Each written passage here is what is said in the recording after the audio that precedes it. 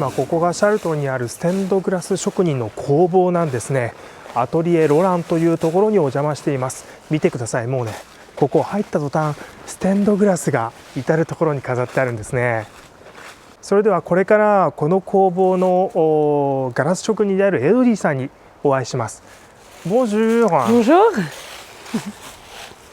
Donc vous êtes maître verrière de Atelier Laurent. Voilà. Donc moi je travaille ici depuis 17 ans et j'ai repris la gérance de l'entreprise il y a 5 ans. D'accord. Donc ici les ateliers Lorrain c'est le plus ancien site en France dédié au vitrail. Oh. Donc c'est vraiment une entreprise très ancienne qui date de 1863. 1863. Voilà. Et il y a eu au maximum 53 salariés qui travaillaient ici. Actuellement 53? Non, actuellement on est 8. Ah, 8, vous êtes 8. Voilà. Et il y a eu jusqu'à 53 personnes en fait. Et on trouve des vitraux Lorrain dans le monde entier, partout. Ah, vous verrez une carte du monde après, oui. Il y a des vitraux, par exemple la plus grande cathédrale d'Asie, la cathédrale d'Ho Chi Minh Ville, Notre-Dame de Saigon, tous les vitraux ont été réalisés ici. D'accord. Et j'ai vu également des mosaïques. Oui. Vous faites aussi mosaïque? Alors on n'en fait plus maintenant. La mosaïque, les ateliers en ont réalisé beaucoup entre les années 1930 et 1950. Mais voilà, à l'heure actuelle... c'est plutôt vitrail. C'est vraiment vitrail. Nous, on est spécialisé dans la restauration-conservation de vitraux anciens et on fait de la création contemporaine également. Ok, très bien. J'ai entendu que votre atelier est aussi, c'est un atelier à l'origine de tanneur. Oui, en fait, au Moyen-Âge, c'était la tannerie de la ville de Chartres ici, à partir du XIIe siècle. Et l'atelier a été racheté par les maîtres verriers en 1863 donc pour créer un atelier de vitrail. Mais ça a été une tannerie voilà, du XIIe siècle au XIXe siècle. Donc, vitraux partout. Voilà, c'est ça. Waouh!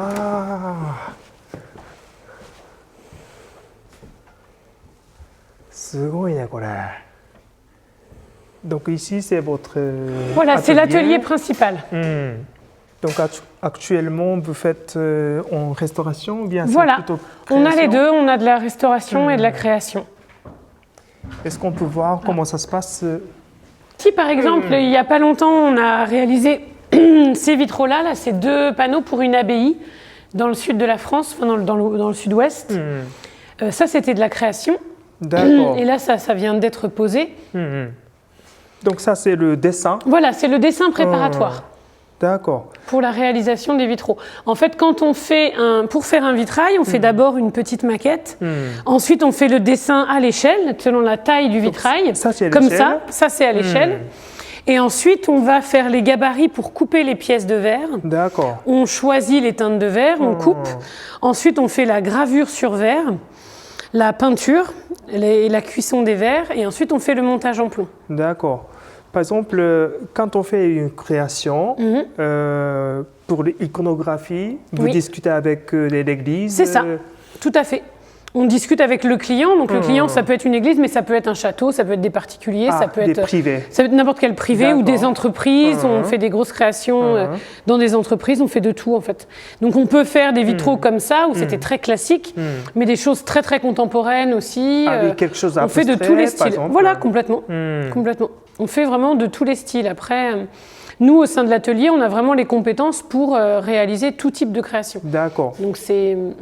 Et pour le dessin, ça c'est votre, comment dire, le artiste qui fait le dessin? C'est ça, oui, c'est ça, tout à fait. Là, à la ce base carton-là, de photos, par exemple? Là, oui, c'est ça, à base de photos. Donc là, c'est Charles Monory qui a réalisé ce carton-là. Et d'après photo, voilà, tout ça, étude, c'est au moins, pour un dessin comme ça, on compte à peu près 100-150 heures de travail. 150 heures de 150 heures de travail à peu près. Wow, ouais. D'accord. C'est vraiment beaucoup. Et puis, quand on regardait le dessin, on voit le trait épais et puis très fine. Oui, bah du coup, ça, c'est pour figurer le plomb, en fait. Parce qu'ensuite, quand le vitrail, vous voyez comme là, quand le vitrail est monté, on a la peinture sur verre. Et puis on a le plomb, parce que chaque pièce de verre est cernée d'un plomb. D'accord. Et puis le dessin très fine, c'est la peinture. Donc ça, on verra. Voilà. Après, c'est de la peinture sur verre. Ce sont des oxydes métalliques qu'on applique sur le verre et ensuite qu'on cuit dans un four à 630 degrés. D'accord. pour que ce soit fixé sur la matière. Très intéressant. Et puis j'ai vu quelque part, oui voilà, ici c'est le carte du monde. Voilà, c'est ça. Et puis il y a des clous partout. Voilà, donc ça c'est les clientèle. endroits où il y a des vitraux lorrains. Ah, Les donc endroits, ça voilà. c'est plutôt principalement en France. Beaucoup en France, forcément. En fait, il y a 6000 références de chantiers lorrains. Donc c'est vraiment, c'est énorme, quoi. Donc on en a vraiment partout. En France, forcément, et encore, j'ai pas pu mettre toutes les punaises, il y en a beaucoup trop, ça rentre pas. Mais là, c'était surtout pour voir un peu les chantiers qu'on avait à travers le monde. D'accord. Et ce qui est très intéressant, c'est qu'on a toutes les archives de ces chantiers-là. Donc dès qu'on va, par exemple, j'ai travaillé pour l'église des présidents américains à Washington. Tous les vitraux viennent des ateliers lorrains.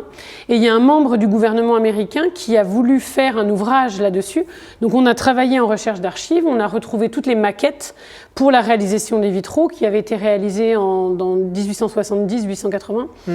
Et on a retrouvé toutes les maquettes, les écrits, les courriers, en fait, qui avaient été, toutes les communications entre le gouvernement américain et l'atelier, et on a reconstitué tout l'historique de la création des œuvres. Donc ça, c'est très intéressant. Et aussi, c'est très important pour faire la restauration. Bien sûr, bien sûr. Là, par exemple, cette baie-là, c'est un vitrail qui a été réalisé ici en 1918. 1918. Et voilà. Et donc, nous, on vient de le restaurer, là. Ce qu'il faut savoir, c'est que les vitraux sont restaurés tous les 100 ans, à peu près. Ah, tous les 100 ans. Voilà. Parce que le réseau de plomb, en fait, les verres, eux, ne s'abîment pas, mais le réseau de plomb se fragilise, donc on le change tous les 100 ans. Et donc ça, c'est restauration. Voilà. Donc on peut voir, par exemple, maintenant, comment ça se passe, restauration. Oui, tout à fait. Donc il y a Franck, là, qui est en train de restaurer un panneau.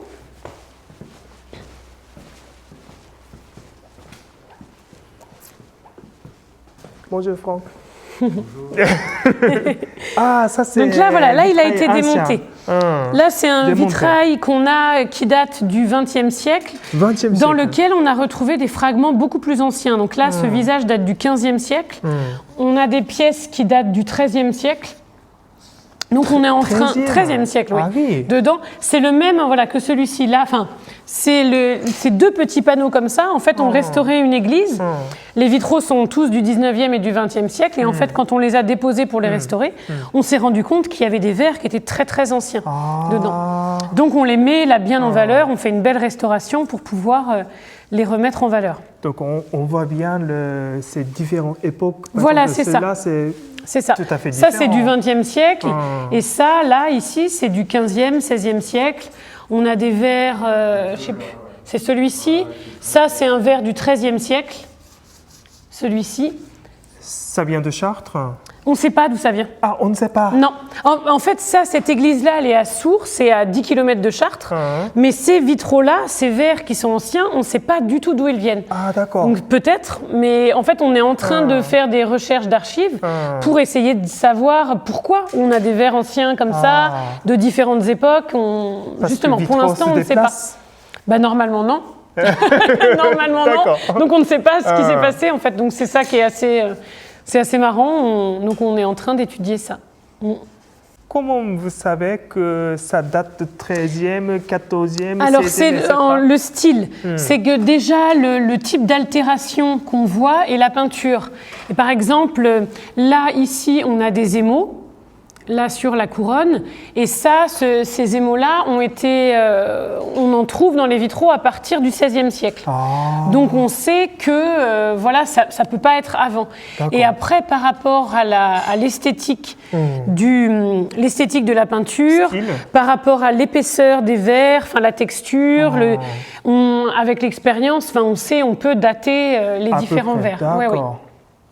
Et il est important de savoir quelle date ce verre pour restaurer?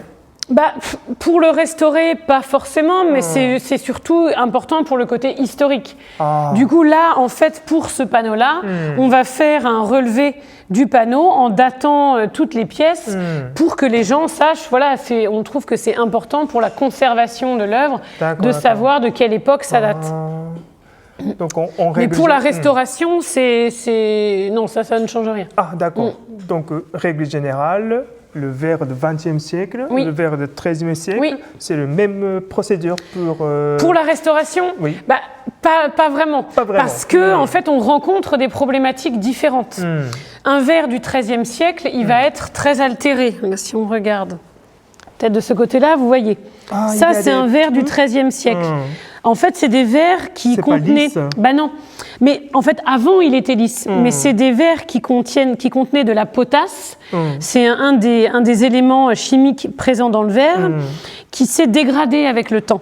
Donc, du coup, ça a créé ces altérations.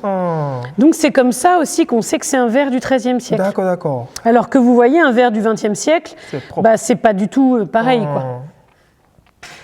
Et donc, après 100 ans, 200 ans, dans 300 ans, peut-être ça va altérer. Alors oui, ils vont sûrement s'altérer aussi, bien sûr, bien sûr. Ce sera peut-être pas les mêmes types d'altérations parce que les techniques de fabrication du verre ont évolué. Par rapport du XIIIe siècle au XXe siècle, maintenant, bah, on est beaucoup plus précis dans les mélanges, tout ça pour la fabrication du verre, ça n'a rien à voir. Au XIIIe siècle, ils ne procédaient pas de la même manière. C'était voilà, c'était moins, les mélanges étaient moins uniformes, c'était pas mécanisé du tout. Donc les verres étaient un peu plus pouvaient être moins homogènes. D'accord, une partie de potasse, ça, Oui. ça devient noir. Oui, c'est ça, oui. Donc vous pouvez enlever une partie noire. Ben là, ils ont déjà été nettoyés. Mais quand on a par exemple des vitraux de la cathédrale de Chartres, on va en fait, pour procéder au nettoyage, on va utiliser différents produits chimiques qu'on va appliquer sur le verre en plusieurs passages, des produits qui sont assez doux, Ça, c'est pour phase de pouvoir nettoyage. nettoyer. Voilà. Vous avez l'exemple, là on n'a pas en ce moment de panneau de la cathédrale, mais là vous avez une photo d'une baie qu'on a restaurée. Vous voyez, ça c'est avant restauration et après restauration. Ça, tout est noir. Donc ça, tout était noir ça, avant. C'est le Voilà. même. C'est le même vitrail. Tout à fait. Before, after. Voilà. Et la même chose là sur celui-là, c'était la même baie. En fait, il y a énormément, déjà en intérieur, il y a beaucoup de suie due à la pollution humaine, tout le passage dans la cathédrale et au cierge aussi beaucoup. Et ensuite, à l'extérieur, on a tous ces dépôts, enfin ces verres potassiques qui se sont altérés et des couches. Il y a des couches de calcaire qui se sont déposées ou des micro-organismes, des algues qui se déposent sur le verre qu'on doit nettoyer. D'accord. Et donc, Franck, il est en train de nettoyer. Alors là, il est en train de faire des nettoyages et des collages. Ah, en fait, nettoyage, ça se gratte avec C'est les ça. produits. En fait, là, voilà, il utilise de l'alcool et de l'acétone. Alcool. Voilà, pour nettoyer les surfaces des verres. Et ensuite, on va gratter un peu les résidus. Par exemple, vous voyez, je vais en mettre un à côté. Voilà, on voit là certains résidus de mastic qui restent sur les bords. Donc ça, on utilise des petits scalpels pour pouvoir les nettoyer. Il faut enlever. Voilà. Et par exemple, juste une partie. Oui. Pour nettoyer cette partie-là, ça prend combien de temps à peu près? En fait, ça dépend des dépôts qu'on a, mais c'est très long. C'est très long parce qu'en fait, on nettoie vraiment pièce par pièce. Et on travaille toujours avec une lumière transmise, une lumière réfléchie. Parfois, voilà, il y a des grisailles, donc c'est très fragile, donc il faut aller tout doucement. Donc le nettoyage, c'est une partie qui est très longue. Grisaille, c'est de peinture C'est la sur peinture, verre. voilà. Qu'on voit là, par exemple, tu peux tourner la pièce Franck, pour voir la grisaille. Vous voyez, là, on voit là le verre, il est bleu. Et là, les traits qu'on voit là, voilà, ça, c'est de la grisaille. D'accord. Avec alcool et grattage, Voilà. ça ne décolle pas le grisaille? Non, parce on va vraiment tout doucement. Et on contrôle en fait ce qu'on fait. Comme on travaille, voilà, de façon, on va pas. En fait, on démonte pièce par pièce. On va pas prendre le vitrail en entier pour tout brosser. C'est vraiment très minutieux comme travail. D'accord. Et ensuite, on va recoller les pièces cassées. Par exemple, cette pièce-là, voilà, elle était toute fracturée. Donc ça, c'est un verre qui date du XIIIe siècle. Ça, c'est Ici, ça, c'est du XIIIe siècle. Et là, donc, le verre était fracturé, donc il a été recollé. Ah, le parti rouge. Oui. Ça, c'est le col. Ça, c'est la colle. Avant, j'ai vu, pendant la visite de cathédrale de Chartres, ça, c'est le plomb. Oui. C'est ça? Oui. Et puis, il y a des plombs de casse. Oui. Donc là, on les a justement, on les a supprimés. Là, avant, on avait beaucoup de plombs de casse. Souvent, justement, à la place du collage, c'était ici. on avait des plombs de casse, comme ça, tout ça. Et parce que à l'époque, il n'existait pas d'autres systèmes. L'école date à peu près des années 1960. 1960. Mais lors de la des dernières restaurations, ça n'existait pas. Donc, ils mettaient ce qu'on appelle des plombs de casse. C'est des tout petits plombs. Ah, ça c'est. En fait, un peu comme ça. Oui. Vous voyez, ça c'est un plomb normal. Et un plomb de casse, en fait, c'est juste un petit plomb. Pour pas qu'il se voie trop dans le... Pour coller les parties cassées. C'est ça. Et donc maintenant, par contre, on utilise des cols qui sont, du coup, qui donnent un aspect esthétique beaucoup plus intéressant. Donc ça, c'est un visage qui date du XVe siècle. Voilà, et qui est très altéré. Vous voyez, toutes les petites piqûres. Si on le voit là, on le voit peut-être un peu mieux comme ça. Ah oui. Et peinture, ça c'est comment ça? Là, il y a la peinture, voilà, au-dessus. D'accord. Vous voyez, on a la peinture et puis les altérations du verre. Parce que le verre est très ancien. Ça peut être face et Oui. Souvent, les altérations sont plus importantes à l'extérieur, vu qu'il y a plus de... Enfin, voilà, le verre subit... voilà. Mais on en a aussi à l'intérieur. D'accord. Par exemple, cette partie-là, ça va être ça va être recollé. En général, on va conserver au maximum. Parce qu'on part du principe qu'un verre est ancien. Donc, c'est plus intéressant de le recoller et de le conserver que de le jeter à la poubelle et de remettre un verre neuf.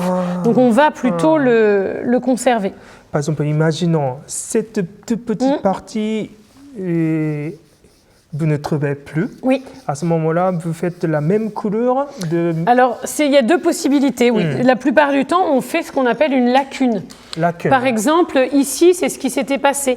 Il y avait un manque, donc on a refait un petit morceau de verre. Ah d'accord, identique. Oui. Mais juste sur la partie qui manque, pour pouvoir conserver. On est vraiment dans une éthique de conservation maximum. Comment faire de faire même couleur, même tonalité? C'est avec l'expérience. Après, on fait des recherches, on fait des mélanges de peinture pour essayer de retrouver le même verre, la même teinte. Ça va être très difficile. Hein. Oui. Donc voilà, après, vous avez différentes créations de l'entreprise. Donc d'abord, vous prenez le vitrail, dépose, et puis vous enlevez le plan. Voilà. Et puis on fait les nettoyages. Ensuite, on fait la consolidation des verres, donc les collages. On recolle. S'il y a des lacunes de verre, on va recréer les pièces manquantes. Et ensuite, on refait la mise en plomb. D'accord, avec le plomb. Voilà, c'est ça. Et ensuite, on peut reposer les vitraux sur place. Et plomb, vous conservez les anciens ou bien plomb, c'est... Non, c'est que du plomb neuf. Et après, le plomb, on l'emmène dans une entreprise spécialisée pour le recycler. Ah, ça c'est recyclage. Oui. D'accord. Ça c'est votre archive? Là, les documents, les livres? Ah non, en bas? Non, en bas, ça c'est tous les morceaux de verre. Vous voyez, on a plein de casiers comme ça, mais je vais vous emmener en bas, il y a le magasin à verre, et c'est là où on conserve tous les petits morceaux de verre pour pouvoir faire les pièces de restauration. Réserve? Oui. Ça c'est atelier de création? Oui. Il y a tous les styles? C'est ça, oui. Et pour la création, c'est plutôt l'église ou bien c'est plutôt privé? De tout. De tout. De tout. Il y a des églises, des châteaux, des maisons, des entreprises. Il y a vraiment de tout. C'est un travail passionnant. Oui. Et c'est vraiment un travail de passion. Et puis, ce qui est très intéressant dans le vitrail, déjà, c'est qu'on est assez polyvalent. On va faire du chantier, donc on va aller sur les édifices, travailler sur les échafaudages. C'est un travail assez physique. Après, il y a tout. On monte les échafaudages aussi. Oui. Et après, il y a tout le travail en atelier qui est très minutieux, la restauration. On travaille souvent en collaboration avec des scientifiques, des historiens. C'est très même stimulant intellectuellement. Et après, il y a toute la partie création qui est complètement différente au final, où là, on va voilà, s'exprimer sur le verre. C'est un monde aussi particulier. Donc, il faut savoir un peu tout faire des choses très physiques comme des choses très pointues.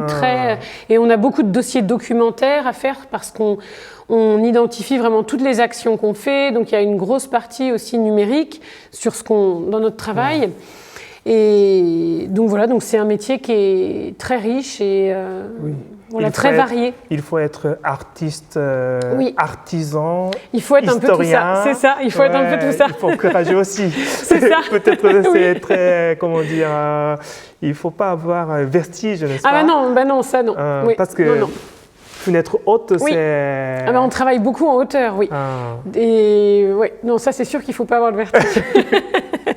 Mais c'est simple, c'est une ambiance qui est vraiment particulière quand on travaille en hauteur, comme ça, dans des bâtiments anciens, ou quand on travaille sur la cathédrale de Chartres, où on est au pied des baies hautes, c'est vraiment c'est magique, quoi. On se sent vraiment privilégié quand on travaille sur ce type de bâtiment. Celui-ci, ça c'est un vitrail qui change de couleur selon les saisons. En fait, en été, le vert, là c'est un vert un peu particulier, là, qui est un peu blanc, et en été, il peut être orange fluo. Orange fluo ou dans des tons beige ou en plein hiver il est très très blanc. En fait le vert varie en fonction de la lumière. Et moi c'est une notion dans le vitrail qui me plaît beaucoup, c'est que comme on travaille avec la lumière, il y a quelque chose, un côté un peu éphémère, quelque chose de vivant en fait. La matière elle change en permanence. Donc ça c'est quelque chose que je trouve très beau dans le vitrail. C'est comme vivant. Voilà. Je vais vous montrer la salle de peinture qui est au bout. École de... Et on dit vitrail, vitraux? Vitrail au singulier, vitraux au pluriel. Ah d'accord. École de vitraux? Oui. Ça, c'est formation de combien de temps? Alors, c'est 4 ans à peu près. Ah, 4 ans. Oui. On peut faire en 2 ans, mais bon. Puis après, la formation, elle se fait au sein des ateliers. Quand on travaille, moi, avant de reprendre l'entreprise, j'ai passé 12 ans à être salarié. Et mes anciens patrons m'ont formé pendant 12 ans pour pouvoir être capable de gérer une entreprise. Ça prend du temps. Et la technique, on en apprend encore. On en apprend tout le temps. C'est comme toute technique, on se perfectionne au fil des années. C'est vrai. Voilà. Hop. Ça, c'est la salle de peinture sur verre.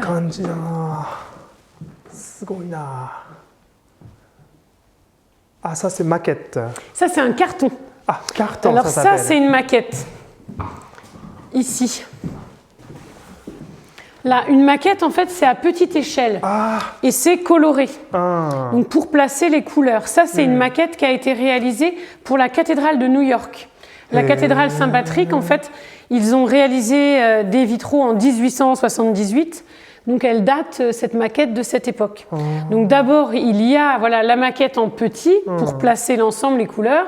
Et ensuite, on fait le carton à l'échelle, en taille, en échelle réelle. Et ce document va nous servir ensuite à créer les vitraux, à faire la peinture sur verre. C'est un document technique au final. On a toutes les informations ensuite pour pouvoir faire le dessin sur les verres. Jeanne d'Arc. Oui. J'ai vu quelque part. Oui. D'accord, c'est possible. Ici, c'est l'ancien bureau des patrons au 19e siècle. C'est là qu'était leur bureau et c'est devenu ensuite la salle de peinture sur verre. Donc, ce qui est très pratique parce qu'on a une très bonne lumière pour peindre et on peut, sur les structures, installer les vitraux en grand pour pouvoir contrôler notre travail. Avec lumière, on peut avec vérifier. La lumière naturelle. Et aussi, quand on peint, en fait, on travaille sur ce type de table miroir, en fait, qu'on peut incliner pour gérer la lumière. Et comme ça, on peut travailler directement avec la lumière du soleil. Intensité de lumière, ça change la couleur. Oui. Puis nous, la lumière, ça change tout le temps. Donc en fait, si on travaille, des fois, on travaille sur table lumineuse, mais il faut toujours qu'on regarde que ça n'a rien à voir entre la lumière artificielle et la lumière naturelle, c'est très différent. Donc en fait, ça ne change pas. Non. Alors que, et puis même, c'est pas du tout la même température de lumière, c'est très différent. Donc on est toujours obligé de contrôler notre travail en lumière naturelle. Parce que finalement, Vitro reçoit Oui, lumière, la lumière naturelle oui, oui. du soleil Voilà, c'est ça. qui change tout le temps, Voilà. en permanence. Tout à fait. D'accord. Donc ça, c'est le pinceau pour... Ça, c'est des pinceaux. De Tout mettre ça, dans le voilà. couleur Tout sur ça, le c'est verre. ça. Souvent, en fait, on applique ces pinceaux-là, hop, que je vous montre. Oh. Alors, je vais juste prendre un couteau. Ça, c'est pigment, Ça, en fait, voilà, ce sont des oxydes métalliques oxyde métallique. qui vont être cuits ensuite à 630 degrés pour adhérer au verre. 630 degrés.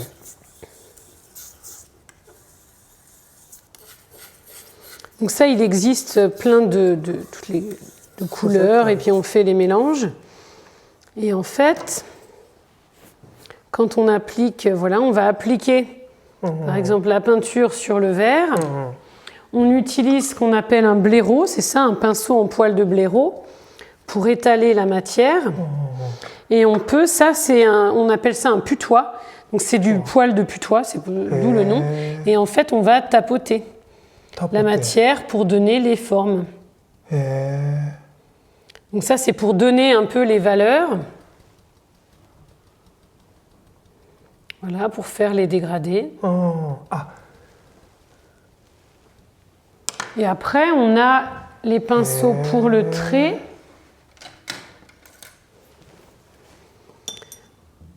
Ça, c'est du poil d'écureuil. Hop. Donc on prend la peinture. Hop. On utilise voilà, ce type de banc à chaque fois pour s'adosser. Et avec ça, on fait voilà, tous les dessins au trait.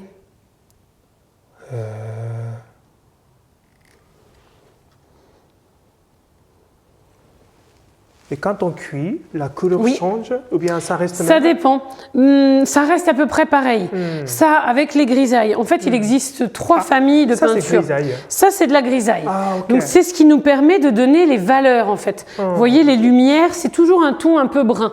Il existe des grisailles colorées aussi, mais ça reste assez opaque. Ensuite, il existe les émaux. C'est l'autre famille. Donc ça... C'est pas le même technique. Non. En fait, les émaux sont transparents. Vous voyez, ça, c'est de l'émail. Donc ça va pas... On va pas faire du dessin avec. C'est vraiment pour amener de la couleur.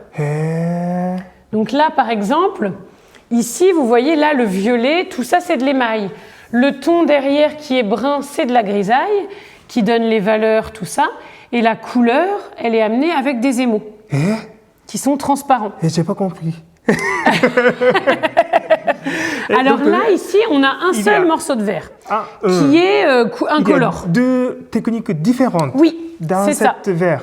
C'est que tout d'abord, a été réalisé les valeurs, donc tous les tons bruns, vous voyez comme ça, les traits, tous les traits, les dessins, toutes les petites valeurs qu'on a ici pour donner le motif.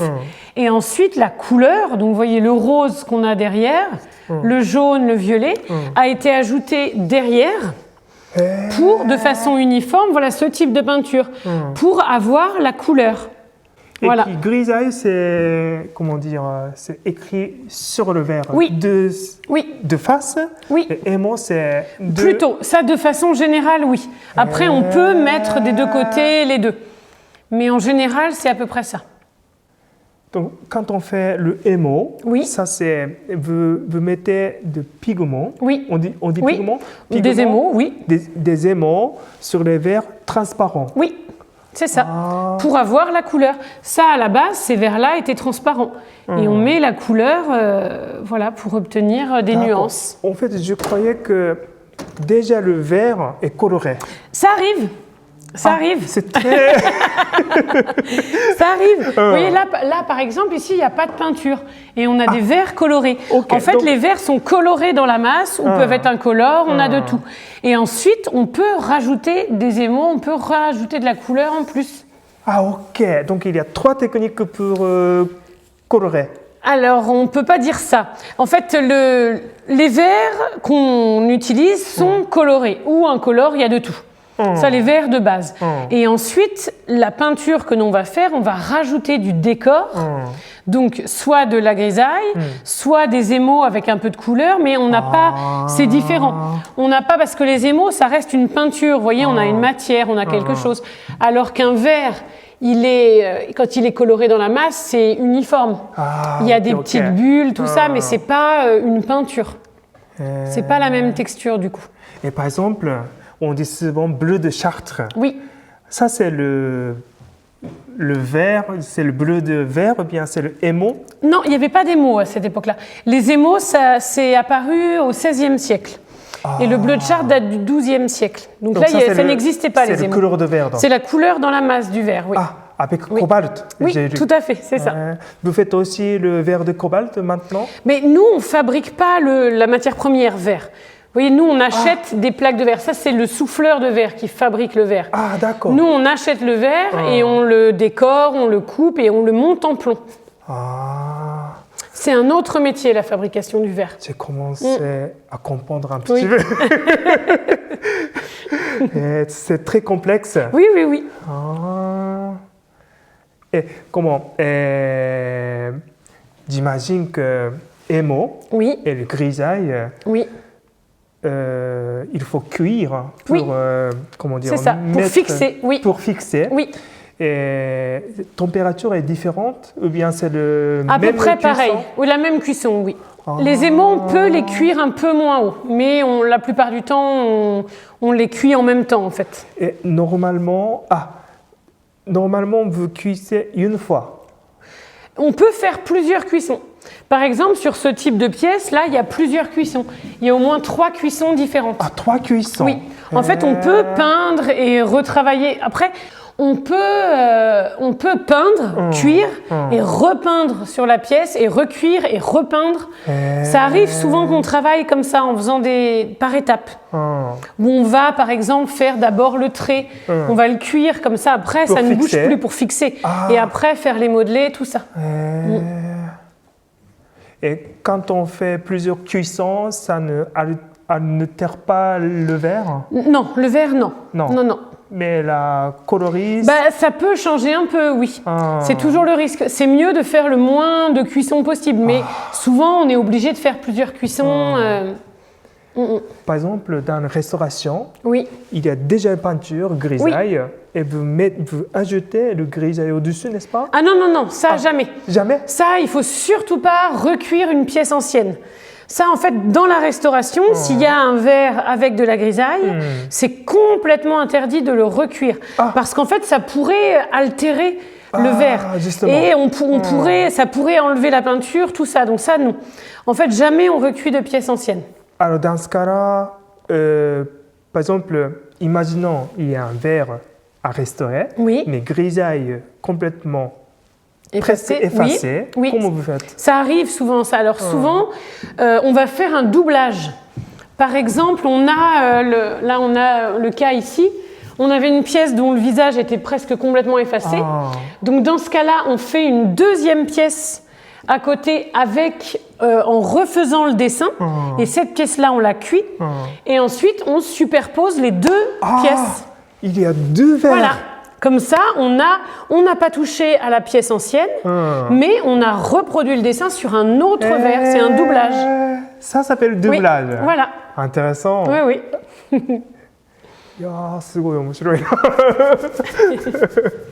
Et donc ça, là, vous avez le buste du fondateur de l'entreprise, Nicolas Lorrain, voilà. Et son fils, Charles. Moi, je suis la 6e génération sur place. Et ça, c'est des médailles qu'ils ont remportées partout dans le monde lors d'expositions. Exposition. Voilà, on a Sydney, Santiago, Philadelphie, et partout. Oui, ils étaient présents à l'exposition universelle de Paris en 1889. L'exposition où a été construite la Tour Eiffel.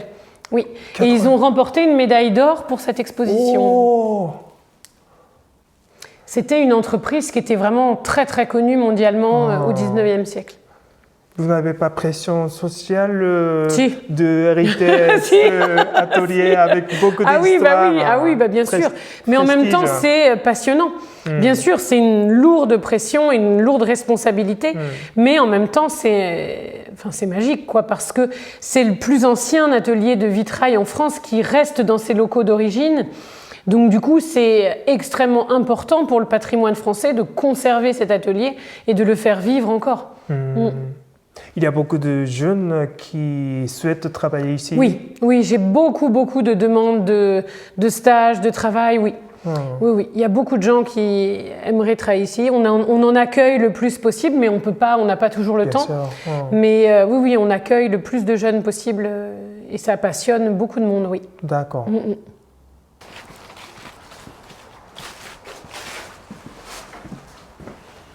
Alors. Oh. これか。 Là, c'est le four, voilà. Donc là, il y a Sophie qui travaille. Bonjour. Sur là, des verres. On fait des créations contemporaines aussi. Donc là, elle est en train de préparer un four de fusing. Qu'est-ce que c'est? On fait c'est comme des fleurs en verre. En fait, ça, on le fuse dans le four ensuite à 800 degrés. Et on le soude sur des tiges. Il y en a dans le jardin. Je ne sais pas si vous avez fait attention.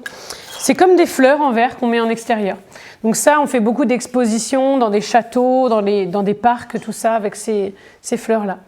D'accord. Mais là, c'est du fusing. C'est des techniques modernes de vitrail. Ça s'appelle fusing. Oui. Parce que ça colle. Voilà, c'est ça. Le verre se fuse. Voilà, c'est ça. Donc c'est une autre manière de technique de vitrail. C'est ça. Là, c'est c'est autre chose, quoi.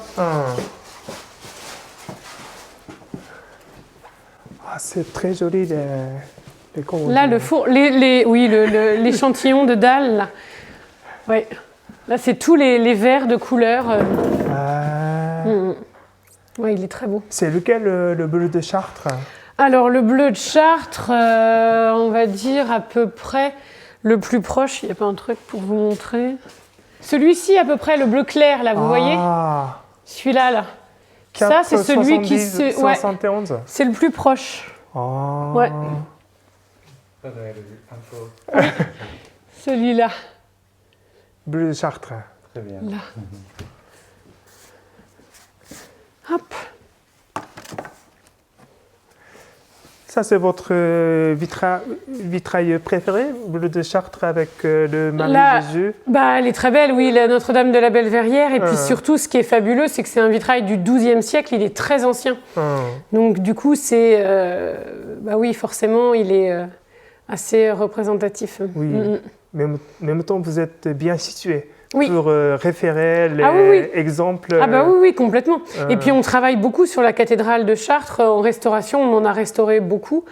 Et c'est toujours, c'est très émouvant de travailler sur les vitraux de la cathédrale. C'est vrai, c'est vrai. Et donc, four. Donc ça, c'est un four de cuisson. Donc là, ici, c'est la partie un peu où on fait tous les nettoyages. Là, il y a les fleurs qui sont en cours. Mais sinon, en fait, sur ces grandes tables miroirs-là, on fait tous les traitements chimiques sur les vitraux. Tout ce qui est nettoyage, voilà, au début de la restauration. D'accord. Et ça, c'est four.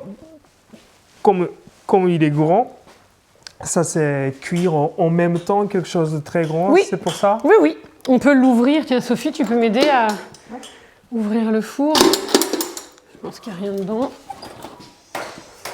Ici, il y a des pièces. Voilà. Les bouchons étaient derrière, c'est pas grave. Donc voilà, en fait. Oh non, c'est rien, c'est des petits bouchons. C'est un lit de plâtre, en fait. Voilà, on cuit sur du plâtre. C'est du plâtre, oui. Et on cuit les verres, voilà, là. Donc il y a un programmateur, on rentre une courbe de cuisson selon le travail qu'on fait et pourquoi sur les tout plâtres. Est posé sur le plâtre, oui. Pourquoi plâtre? Parce que ça n'adhère pas au verre et ça peut monter même à 800 degrés sans problème et il n'y a pas d'adhérence au verre. C'est comment durée de cuisson, ça dépend de verre? Ça dépend des verres et du travail qu'on fait, mais ça va être à peu près 24 heures. Enfin, on peut défourner au bout de 24 heures. Ah oui. C'est assez long. Oui. すごいね。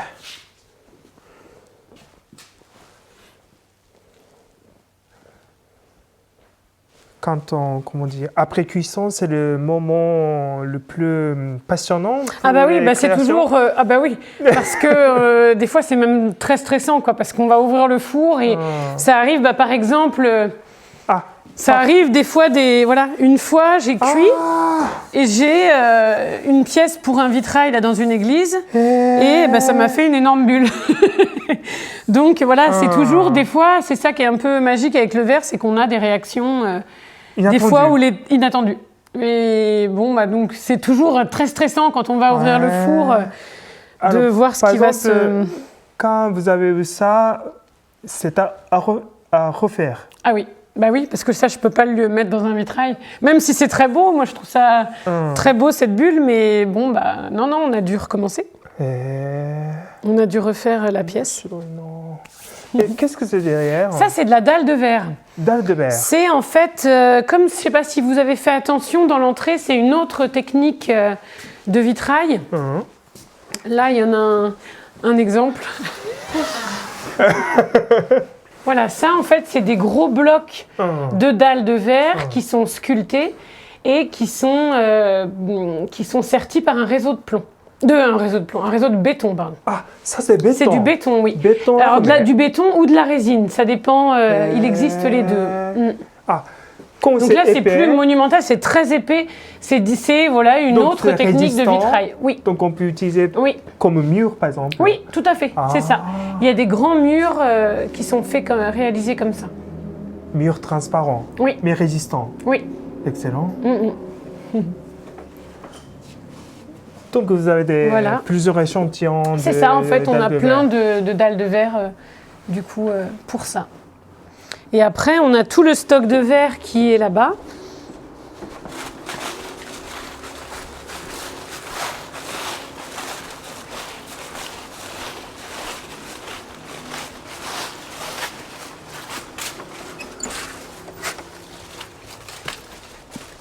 Voilà, ça c'était ici, c'était les écuries au Moyen-Âge. Écurie. Et c'est devenu le magasin à verre. Donc c'est là où est stocké tout notre verre. Ça sent de bois. Oui, oui. Ah, ça c'est stockage de verre. Voilà. Donc on a plein de verres assez particuliers. Par exemple, je peux vous montrer. Waouh. On a des belles plaques de verre. Voilà, par exemple. Ah, avec lumière, ça change. Ouais, oui. Voilà, il existe plein de...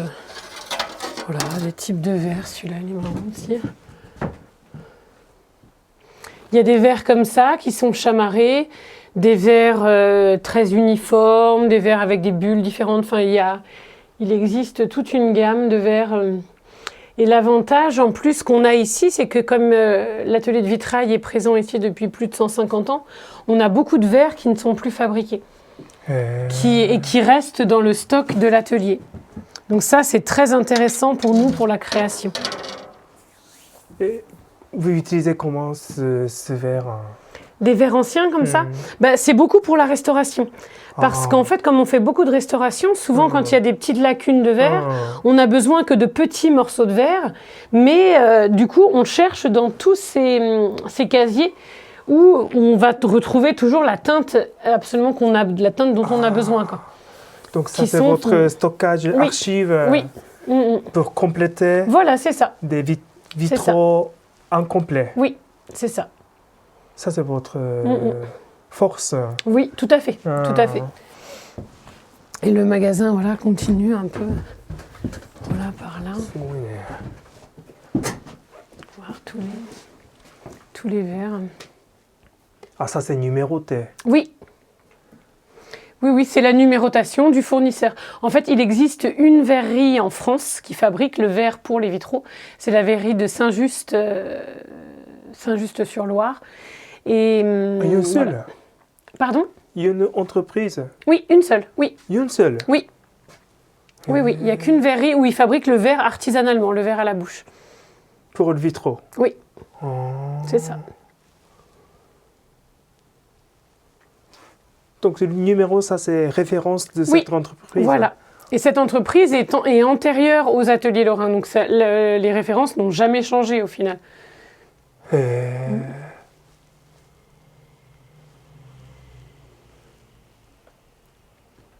すごいな。Visite s'achève ici. Bah ouais, on a fait le tour. Quelle aventure. Voilà, j'espère que ça vous a plu. Ah oui, oui, on a beaucoup découvert oui. la technique de vitraux et aussi la finesse et les passions de chaque artisan, artiste. Merci beaucoup, Elodie. Bah de rien, avec plaisir. Avec plaisir. Merci. ということでですね、今回シャルドルのこのアトリエロランというステンドグラス工房にお邪魔しました。素晴らしいですね。いろんなテクニックを使って歴史があり、そして技術を今に伝えているこんなね工房、こんなところでステンドグラス、13世紀から今までのね、ステンドグラスが私たちが見て美しいと思うのはこのような人たちの働きがあるからこそということがよく分かりましたよね。ということで、本当にエロディさんありがとうございました。Merci beaucoup. Merci à vous.